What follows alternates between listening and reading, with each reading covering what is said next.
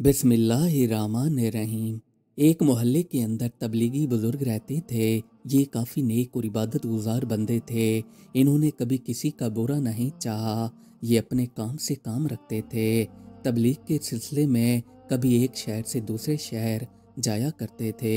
इनसे जितना भी हो पाता ये लोगों को इस्लाम की तालीम देते रहते थे, ताकि भटके हुए लोग सीधे रास्ते पर आकर अमल कर सकें। क्योंकि जो लोग भटक जाते हैं वो अपने आप को बुराई के रास्ते पर डालकर दुनिया और आखिरत दोनों को ख़राब कर देते हैं। इस बुज़ुर्ग का एक नौजवान लड़का था। बुज़ुर्ग अपने बेटे से कहते रहते थे कि बेटा, इस्लामी तौर तरीक़ों पर चलो, 5 वक्त की नमाज और कुरान पाक की तिलावत करते रहा करो। इसी में ही हमारी भलाई है, क्योंकि हम इस दुनिया में अपने आप को फना करने नहीं आए। हम एक इम्तिहान के अंदर आए हैं। हमें इस इम्तिहान को पास करना है और पास करके अपने रब को मुंह दिखाना है।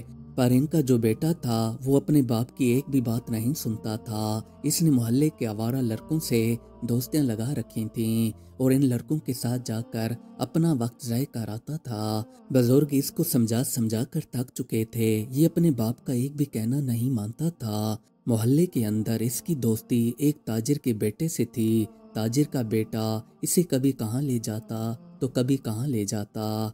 ये ताजिर के बेटे के साथ ही दिन रात गुजारता था। एक दिन ताजिर का बेटा और बुजुर्ग का बेटा बाजार के अंदर गए हुए थे। यहाँ पर इन दोनों के दरमियान आपस में काफ़ी लंबी बहस छिड़ गई। बहस के दौरान इन दोनों ने एक दूसरे के साथ लड़ाई करना शुरू कर दी। लड़ाई की बात काफ़ी बढ़ गई, यहाँ तक कि इनके दरमियान हद से ज़्यादा हाथापाई शुरू हो गई। आखिरकार लोगों ने इनको एक तरफ किया और अलग अलग करके इनको घर की तरफ रवाना कर दिया। जब ताजिर को पता चला कि मेरे बेटे के साथ बुजुर्ग के बेटे ने लड़ाई की है, तो ये इनके दरवाजे पर आकर दस्तक देने लगा। दस्तक देने के बावजूद भी बाहर कोई नहीं निकला। तो मोहल्ले के एक बंदे ने पूछा कि आप किससे मिलने आए हो? तो ताजिर ने कहा कि मैं बुजुर्ग से मिलने आया हूँ। मैंने दरवाज़ा भी खटखटाया है और उनका इंतज़ार भी किया है, पर वो बाहर नहीं निकल रहे। अब मैं क्या करूँ? इस आदमी ने ताजिर से कहा कि बुजुर्ग इस वक्त मस्जिद के अंदर होंगे, वो वहाँ पर दरसो तदरीस देते हैं। आप मस्जिद चले जाएं, वो आपको वहीं पर मिल जाएंगे। ताजिर मस्जिद की तरफ चलने लगा। मस्जिद में आकर इसने देखा बुजुर्ग चंद लोगों के साथ बैठे उनको दीन की बातें सिखा रहे थे। ताजिर मस्जिद की जूतियों वाली जगह पर ठहर कर बुजुर्ग से कहने लगा, तुम यहाँ पर तबलीग कर रहे हो, लोगों को इस्लाम के बारे में सिखा रहे हो, पहले अपने बेटे को तो संभालो। उसने मेरे बेटे के साथ काफ़ी हाथापाई की है।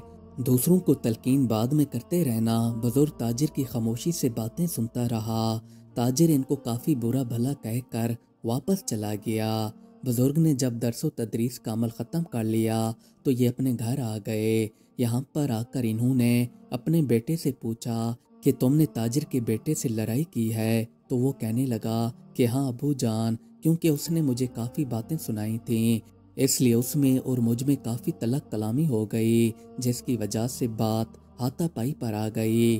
बुजुर्ग ने अपने बेटे से कहा कि मैंने तुम्हें पहले भी कहा था तुम ऐसे लोगों से बातचीत ना किया करो, इससे तुम खुद को और मुझे ख़राब कर रहे हो। जबकि हमारा काम ये नहीं है।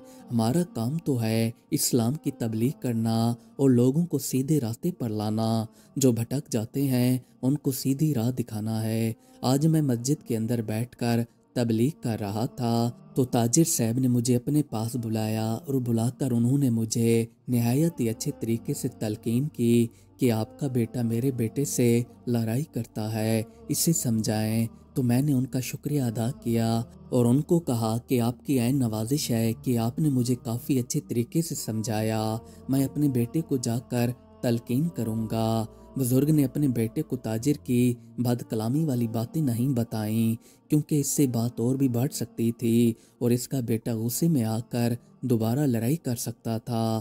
ताजिर के बेटे ने अपने बाप से वादा किया कि आइंदा आपको कोई भी शिकवा नहीं मिलेगा। ऐसा ऐसा ताजिर का बेटा अपने बाप के साथ रोज़ाना मस्जिद आकर दर्स की तालीम लेने लगा और ये कुछ ही दिनों में 5 वक्त का नमाजी बन गया। اس نے आवारा लड़कों से दोस्ती तक छोड़ दी और खुद को सीधे रास्ते पर ले आया। ताजिर ने बुजुर्ग से मस्जिद में आकर बदकलामी की थी। उसके साथ ऐसा हुआ कि उसने जो कारोबार कर रखा था उसके अंदर इसको 1 माह के अंदर ऐसे खसारे आने लगे कि ये सोचने पर मजबूर हो गया। ये इतना परेशान रहने लग गया कि इसे अपना सब कुछ बेचना पड़ गया। यहाँ तक कि ये बंदा पाई पाई का मुताज हो गया। एक दिन ताजिर बैठा सोच रहा था कि ना जाने मेरे से ऐसी क्या गलती हुई है कि जिसकी मुझे सजा मिल गई। आखिर ये सोचने लगा। सोचते सोचते इसे याद आया कि 1 माह पहले मैंने मस्जिद में जाकर बुजुर्ग के साथ बदकलामी की थी। मुझे यही लगता है इस चीज़ की सज़ा मुझे मिली है। ये अपनी जगह से उठा और उठकर सीधा मस्जिद की तरफ चल पड़ा। कुछ देर बाद ये मस्जिद के अंदर आ गया। यहाँ पर आकर ये नमाज का इंतज़ार करने लगा। जैसे ही नमाज का वक्त हुआ तो बुजुर्ग मस्जिद के अंदर नमाज पढ़ने के लिए आ गए। जब इसने बुजुर्ग को मस्जिद के अंदर आते देखा तो ये बुजुर्ग के लिए एहतरामन खड़ा हो गया और बुजुर्ग के करीब आकर कहने लगा, जनाब मुझे माफ़ कर दीजिए। ना जाने मैंने उस दिन गुस्से में आकर आपसे काफ़ी बदकलामी करता रहा, पर आपने मुझे एक जवाब तक भी नहीं दिया, जबकि आप भी मुझे जवाब दे सकते थे। उस वक्त मैं अपनी मगरूरियत में अंधा था, मुझे कुछ भी दिखाई नहीं दे रहा था। मैंने जब से आपके साथ बदकलामी की थी तो तब से मुझे ऐसा खसारा आया कि मेरा कारोबार सारे का सारा डूब गया। मेहरबानी फरमाकर मुझे माफ़ कर दीजिए। बुजुर्ग ताजिर से कहने लगा कि जनाब मैंने आपका कोई बुरा भला नहीं सोचा था और ना ही आपके लिए कोई बद्दुआ निकाली थी। मुझे लगता है कि आपने मस्जिद का लिहाज नहीं किया था, इसलिए रब को गवारा नहीं गया। आपको माफ़ी अल्लाह ताला से मांगनी चाहिए, ना कि मुझसे। हम तो खतागार लोग हैं, हम क्या माफ़ी दे सकते हैं। हम तो खुद ही माफ़ी के तलबगार हैं। आपको चाहिए कि आप सच्चे दिल से तौबा मांगें, अल्लाह ताला तौबा कबूल करने वाले हैं। ये कहकर बुजुर्ग नमाज पढ़ने लगे। फिर ताजिर भी नमाज पढ़ने लगा। नमाज पढ़ने के बाद ताजिर ने सच्चे दिल से तौबा मांगी कि मुझसे काफ़ी बड़ी गलती हो गई थी। उस दिन मैंने मस्जिद के अंदर गैर इखलाकी बातें की। जो लोग इखलाकियात भूल जाते हैं इनको कोई भी बंदा दिखाई नहीं देता। ये अपने आप को इसी धुन में रखे रहते हैं कि हम ही सब कुछ हैं, हमारे पास इतना पैसा है कि हम किसी को भी खरीद सकते हैं।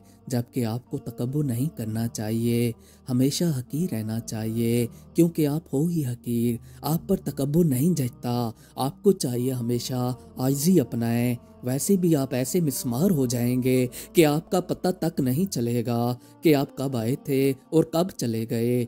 ऐसे काफ़ी लोग आए हैं जो दुनिया को अपने सर पर बिठाए रखते थे और सोचते थे कि हम ही सब कुछ हैं, पर वो कुछ भी नहीं थे। आज उनका नामो निशान भी जिंदा नहीं है। हमेशा रब का नाम ही बाकी रहने वाला है और रहेगा। हमारा रब ही हमारे लिए सब कुछ है और अल्लाह ताला हम सब मुसलमानों को बख्शने वाले हैं, क्योंकि हमारे रब जैसा और कोई नहीं है। हमारा रब ही हमारा पहला और आखिरी सहारा है और हम अपने परवरदिगार की तरफ चंद ही दिनों में वापस लौट कर जाने वाले हैं। मज़ीद अच्छी अच्छी वीडियोस देखने के लिए हमारे चैनल को सब्सक्राइब कर लें। शुक्रिया।